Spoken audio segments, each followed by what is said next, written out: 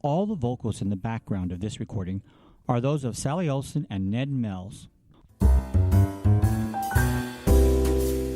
Hello and welcome to The Next Big Star.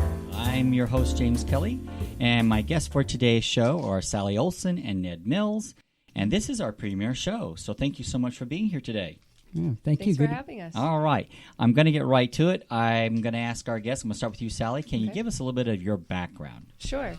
Well, I'm originally from Vermont, and I moved to Las Vegas almost 3 years ago. I've been performing as Karen Carpenter since about 2015, and I debuted the show, of course, in Vermont, and performed in the Northeast, as well as at the Triad Theater in New York City. And it was about that time in 2017, when I did the show at the Triad, that I had already started thinking about how I wanted to evolve the show, and that I was going to be wanting somebody to play the role of Richard Carpenter. So originally the show was more of a one-woman show, cabaret show kind of version. Okay. And I would go in and out of character. When I was singing the songs, I would be in character as Karen, but of course, in between songs, I'd be talking about the history of the Carpenters. And at that point, I realized that I wanted to change the show so that I would be in character 100% of the time, and that I wanted to start looking for somebody to play the role of Richard. And I met an individual who was a big Carpenters fan who came to that show in New York City, and he said that he had some ideas and would be in touch. And lo and behold, he got in touch with me a couple months later and said that he had a very good childhood friend who lives in Las Vegas, former showgirl, and that she would be expecting my call, but they both had put their heads together and thought that it would be a really good idea for me to come out to Las Vegas and audition for Legends in Concert. Oh, okay. And so that was the original draw for me to come out to Las Vegas. So I made my first trip to Las Vegas in January of 2018, and I met Ned on that trip, as he was one of the people who I was lined up to sit in with, and he was the first one, and he was also the last. Okay. So that's great. In a nutshell. That's history, yeah. Well, so where did you grow up, though? Oh, well, I grew up in Rutland, Vermont. It's kind of more in the mid to southern part of the state. Mm-hmm. And I went to Middlebury College, which is just up the road, up Route 7, about 45 minutes. And I spent some time studying abroad in Paris, because I was a French major and studio art major. Okay. So that was amazing, spending time. Yeah, we talked about it a little bit before going on the show, and you actually are a painter. Mm-hmm. That's right. Yeah. We might need you down the road. Okay. Brothers and sisters? I have one sister. She's younger, 2.5 years younger, and her name is Leah. And she actually got married a couple years ago. So no longer an Olson. Madison is her last name. You're quite a bit younger than I am, and I'm assuming a little bit younger than Ned is. Just a little bit. I don't know your age, but you look a lot younger. So my question, Ned, is you probably did not. Did you grow up on the Carpenters, listening to the Carpenters? I did, mainly because I always preferred the music of the 60s and 70s. Okay. I was just drawn to that versus what was going on at the time, which I was a child of the 80s and the 90s, but I wasn't at all into the music of that era. I would only listen to oldies radio stations, and I wore primarily only vintage clothes when I was in high school. So those affinities that I had then, it's interesting how that ended up informing what would become this show. Mm-hmm. It was just kind of natural for me. Okay. And plus, I listened to a little bit of your music before we went on air, and I'm just blown away at how much you sound just like Karen Carpenter. That really just gave me chills. So, Thank you. Yeah, that's amazing. Ned, give us a little bit about your background. This is Ned Mills. Yeah, I'm from the East Coast, from North Carolina. I was born in Charleston, South Carolina, and was raised in North Carolina. And like Sally, we both grew up in rural areas. She grew up on, 40 acres, right? Mm-hmm. Raised in a carriage stop house from 1810. It was originally a carriage stop inn or house on the Green Mountain Trail. It was built in 1820. And I grew up on 23 acres in North Carolina, near Wilmington, near the beach area. But you didn't know each other until Las Vegas, though. Yeah, we just met 3 years ago. Yeah. In fact, a couple of days ago was our 3-year anniversary Oh, of wow. when we first met. Yeah, that's great. Yeah, and so yeah, I grew up, country boy in the South. My accent's worn off a little bit. Yeah, but yeah. it comes Mine back too. when I want to charm somebody. And what part of the South are you from? You're Well, from... actually, I grew up in Missouri and Oklahoma. Mm-hmm. And mainly in Oklahoma, they have a pretty thick accent. Very similar. Yeah, I went to school in yeah, Texas. Yeah. yeah. And so yeah, I'm a country boy. Grew up. My first job was driving a tractor in a tobacco field when I was 7 my years goodness. old. 50 Wow. cents an hour, and I drove a school bus when I was in high school.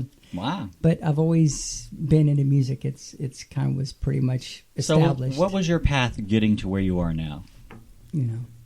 Like, did you study?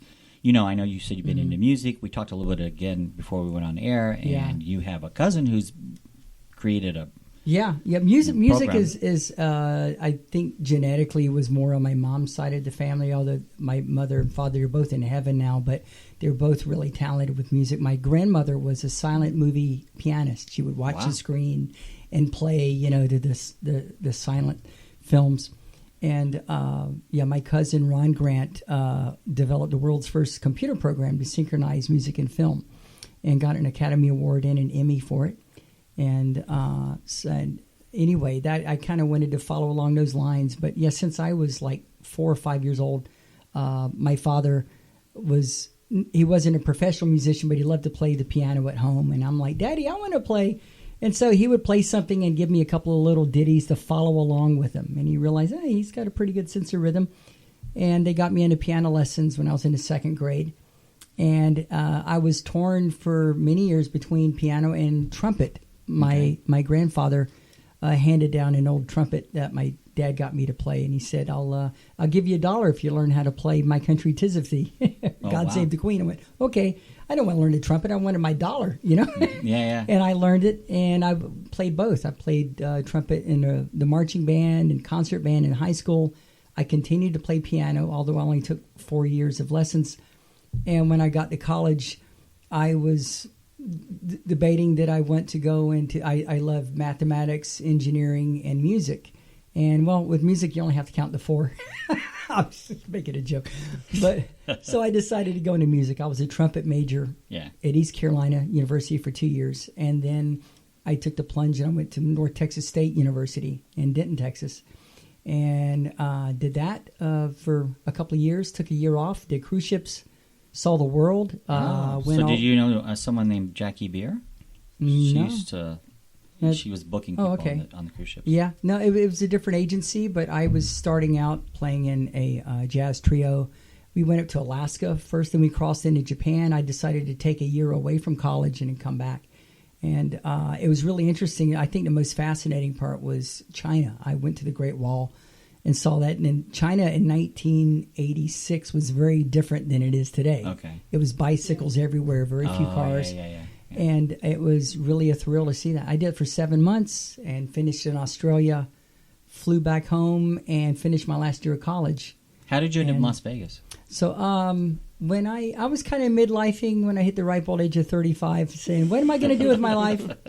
And I guess we shouldn't talk numbers too much, but everyone kept talking about Las Vegas. On my 35th birthday, I was music director for American Hawaii Cruise Lines. Okay. And I called home, and they wished me happy birthday. And they said, you're 35. What are you going to do? Have you ever thought about going to Vegas? I'm like, why does everyone keep mentioning Vegas all day long? Mm-hmm. And a piano player on the ship said, yeah, I'm from Vegas. You should come visit. You could stay at my place.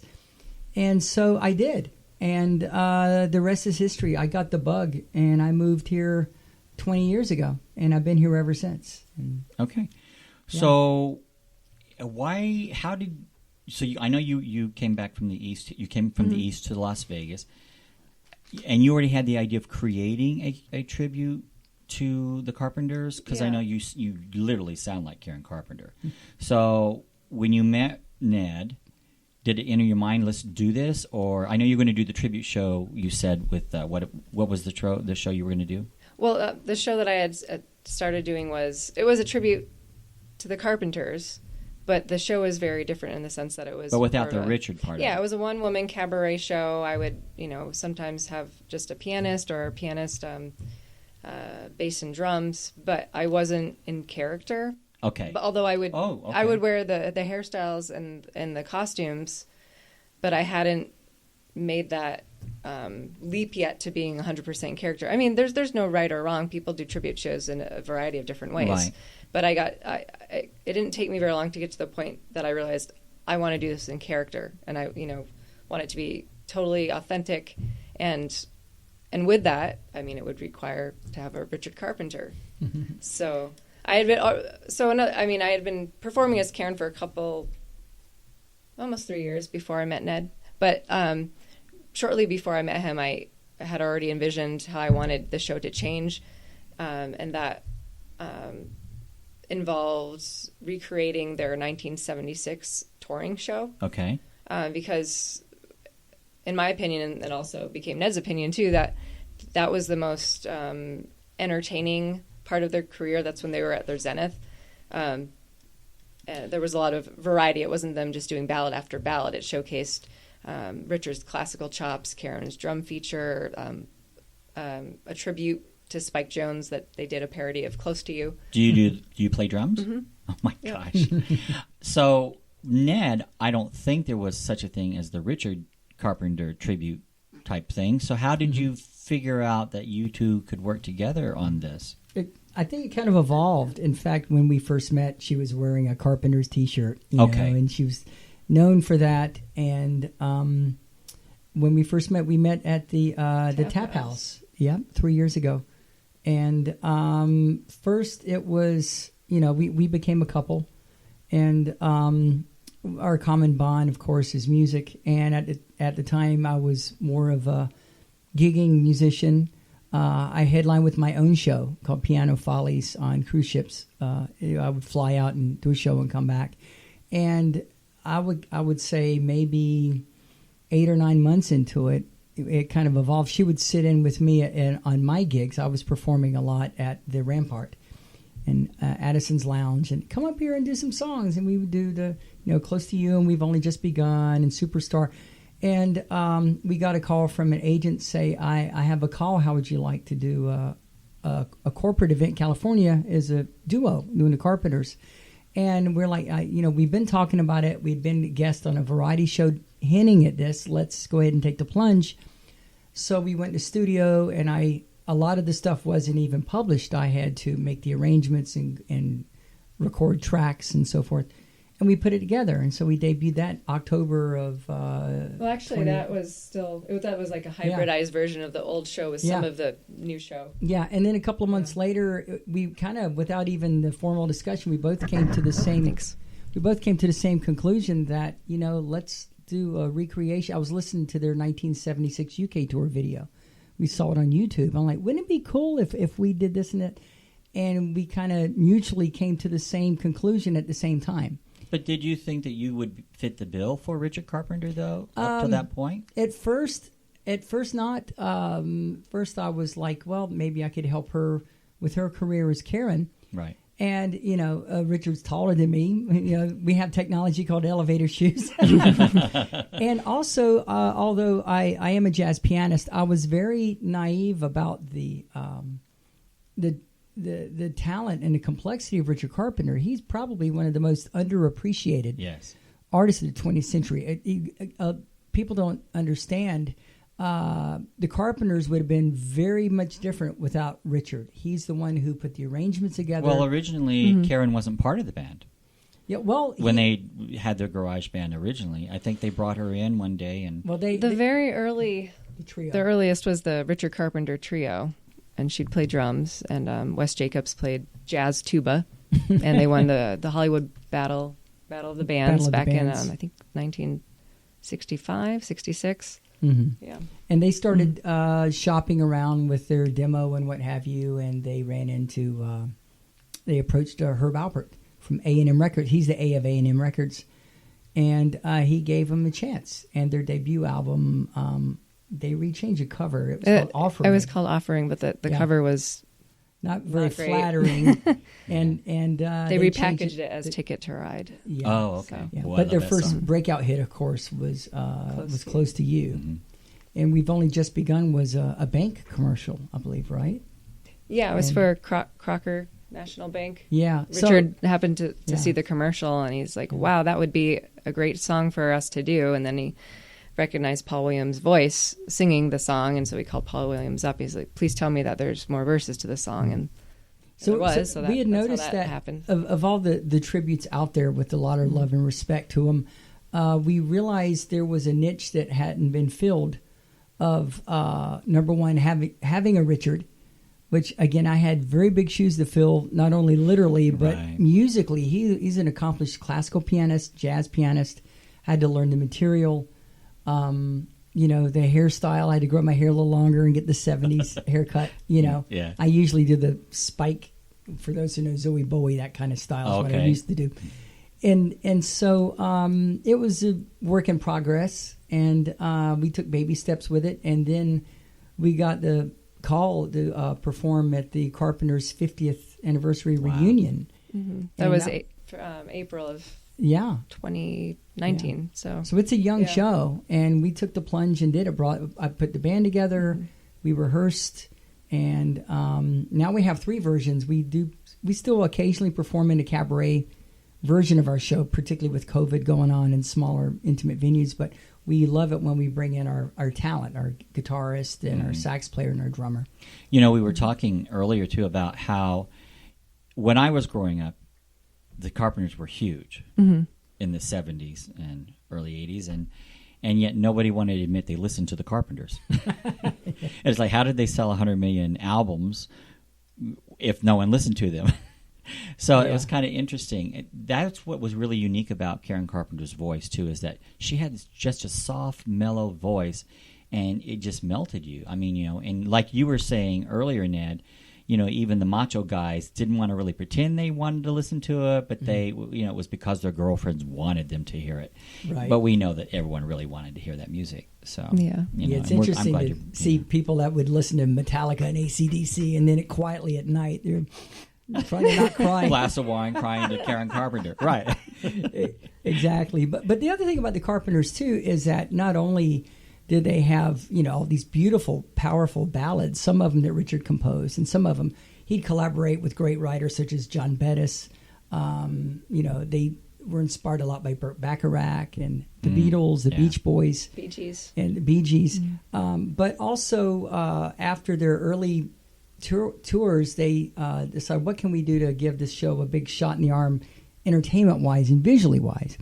So they brought in some consultants, right? They brought in Joe Layton and Ken and Mitzi Welch. Yeah, and so that's when they decided, particularly by the mid-70s, 75, 76, that was the pinnacle of their career, because most of the big hits were out, and they had Karen doing a big drum solo, and Rich would do a classical feature, and they had some tongue-in-cheek comedy, and it brought out a dimension of the Carpenters that people wouldn't know unless they saw them live.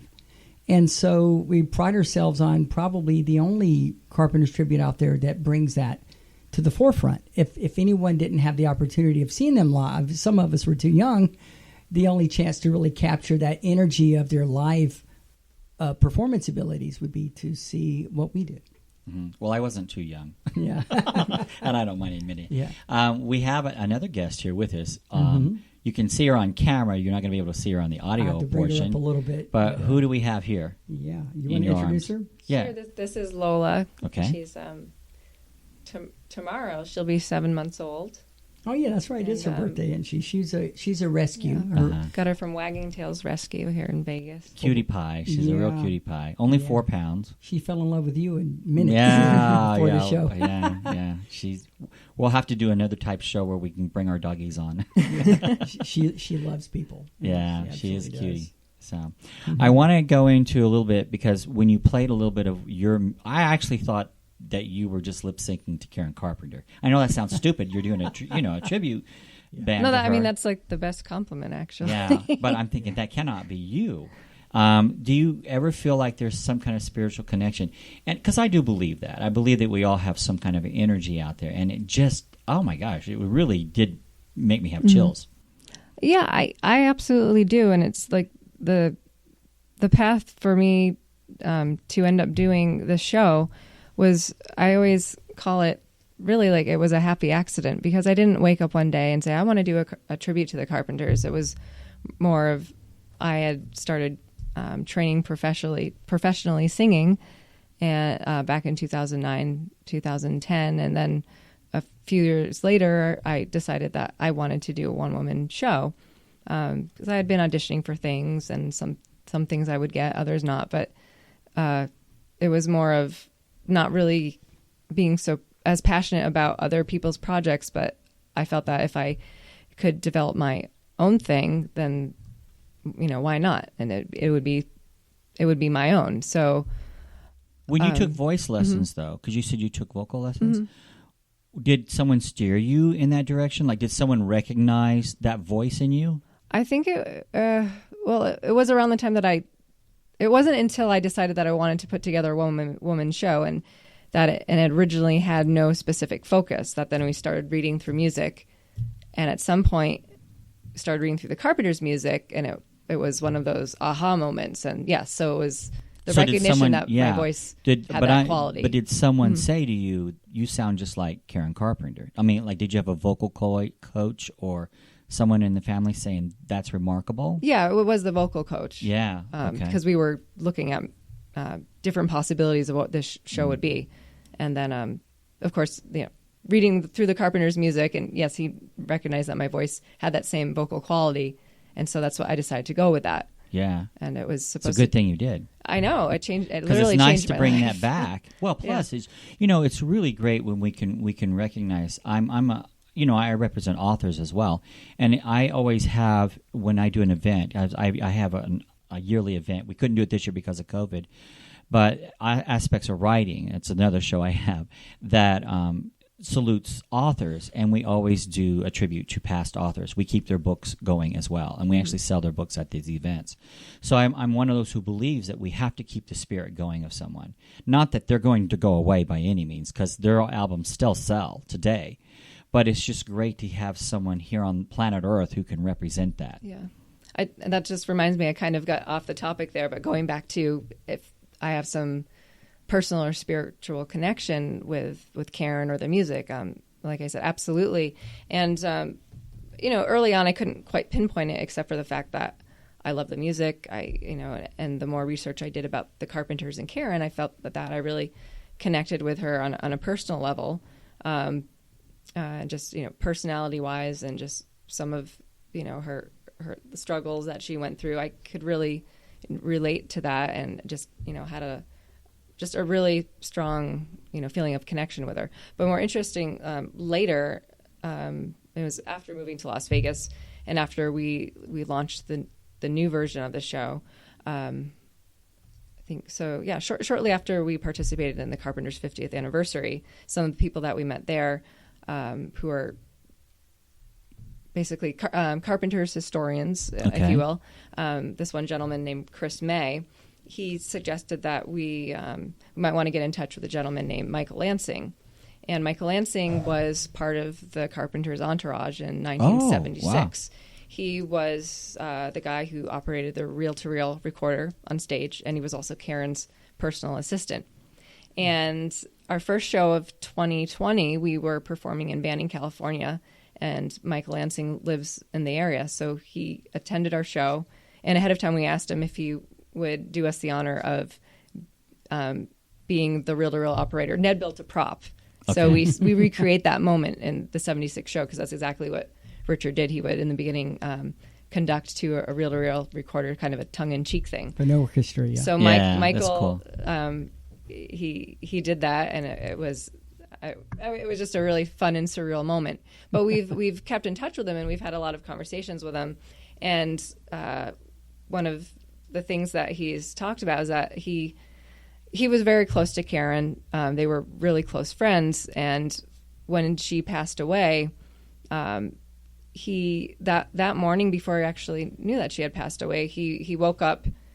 It was probably about 5 a.m. and he woke up to hearing Karen singing into his right ear, and she was singing the lyrics from a song for you. We are alone now, but I'm singing this song for you. And that really it kind of spooked him, jolted him a bit, and so he couldn't go back to sleep. And he went downstairs and started making coffee. And a couple hours later, on the news was the news that Karen Carpenter had passed away, and it was oh my gosh. So timing wise, he felt that was Karen saying goodbye to him. Yeah. But he says he still gets kind of messages from Karen, and he has a very strong feeling that Karen that Karen feels that what we are doing, that there's a reason that we are doing what we are doing, carrying on the legacy of their music, and that she's given us the official nod endorsement. So that means a lot. And so we got Lola back in the arms of Ned. She's been having a great time here. Yeah, a little too much fun. She says, well, now I get to get on the microphone. Yeah. I wanted to ask you a little bit, Sally, about you were a cross-country runner. Is that correct? That's right. In high school, I joined the cross-country team, I think my sophomore year, and I did it all through high school. And it became a lifestyle. Mm-hmm. So it's still a lifestyle for you. You still go out there and you jog every day. And... Yeah, I don't do races. I don't do it to be competitive, but just where you're too busy now. Yeah. So, but it's great with running is the type of exercise where you can pretty much do it anywhere. You don't have to have a membership to a gym, and I love getting outside and getting fresh air. So it's because you seem very fit. So yeah. So that's good. That's good. So, yeah. And should I even ask you that, Ned? Do you participate when she runs? I lift a 4-pound Chihuahua up and hold her does about Chihuahua curls 50 times a day on the TV remote. Okay, so we're not going to see you out there jogging along. Not too much. Oh, okay. I might jiggle rather than jog. Do you write your own music at all? Do you write? I mean, it's great that you're doing the Karen and the Richard Carpenter tribute, but do you ever create your own music? Well, as a duo, we started a project that we hope to come back to and revisit. Of if Karen was still around, what would she be doing? Okay. And so we started a project of our first song. We took Karen Carpenter's Superstar, and we gave it a fresh coat of paint. Where Sally sings it in Spanish and in English. Oh, that's something that the Carpenters, they never did that. So it was our way of reimagining and putting a new twist on it. Exactly. Yeah. So we gave it a nice Latin flavor. So like at the beginning with that light rock beat, instead it's more like a bolero with congas. What was it? What's the first long da da da da da da? Okay. And then on the chorus, don't you remember you told me? We gave it this Latin reggaeton, boom, boom, boom, boom. And we thought this might be open up a whole new market for what we're doing. Yeah. So we started on that, and there's some other things we plan on doing with that, and maybe videoing us recreating that in the studio. Similar, you remember the way Tony Bennett and Lady Gaga would have videos of them recording it. And that was the music video. Yeah. And on the compositionally, I released a CD back in 1999 called Sandcastles. It's all original music. Okay. And I was, this is way before my Richard Carpenter phase. And it was original on the light rock side. So maybe that was kind of alluding to where we're going now with the business. Well, you said you studied in France. Did you study at the Alliance Française? I studied at... Middlebury College has its own... They're a big language school, so they had their own school abroad in Paris. And that's mainly where I took most of my classes. Because I was wondering, did you ever think about recording any of their music in French? Well, or how would that translate? Certainly a possibility. Yeah. I will say that because of her French skills, she learned excuse me, I have the mic here. Yeah. She learned the Spanish version in like minutes. Right. I don't speak Spanish. Oh, you don't speak Spanish? I know several words. Basically, what I learned on Sesame Street as a kid. Okay. I but it's a romance language, obviously, so there's some absolutely. Similarities I could. Yeah. I speak more Spanish than she does, but her diction and everything, she just quickly picked up on it. Well, Connie Francis used to record in like 7 or 8 languages. Wow. Yeah, okay. Each one of her songs. Yeah. Do you have anything you'd like to add? Like, what do we need to know? What's coming up next with you? What's going on? Yeah, well, we, during this whole pandemic. 10 months of pandemic, we've even though we haven't been performing as much, we've been keeping very busy with our show. Part of that was getting our Christmas show written and off the ground, which we were able to debut this past holiday season, both here in Las Vegas and Texas. And another project that we've been busy with is some live streaming deals. Okay. And so our Christmas show was live streamed. It was actually the debut performance was live streamed, so no pressure. But so that went really well. And then it was Valentine's Day, right? right. That's Yeah. right. So our main show, that one we spent about 4.5 months from videoing to editing our main show performance, and that's going to be available on demand through We Are Live Entertainment starting on February 14th. So just in time for Valentine's Day. If you hear a little squealing in the background, that's little Lola playing. It's all a game to her. And also February 25th, we're at the Italian American Club in Las Vegas. Mm-hmm. Okay. If Lola doesn't bite off my fingers, I'll be playing piano. So where can we learn more about your work? People can go to our website, which is carpenterstributeconcert.com. And then to see where we're going to be performing, just go to the tour page, and there's a list of upcoming dates. All right. Well, I would like to thank you both for being here today. And thank you for listening to The Next Big Star with our guests Sally Olson and Ned Mills. Mm-hmm. You can learn more about our show by going to allaspectsradionetwork.com, or you can go to thenextbigstar.com. And again, this is our premiere show. I thank you so much for doing this for me today. And bringing little Lola. That's great. Lola, say something. I'd like to thank the Academy. She's the next little star. So. All right. So this is your host, James Kelly, saying till next time, you never know when you might become the next big star. So thank you so much. Thank you. Thank you.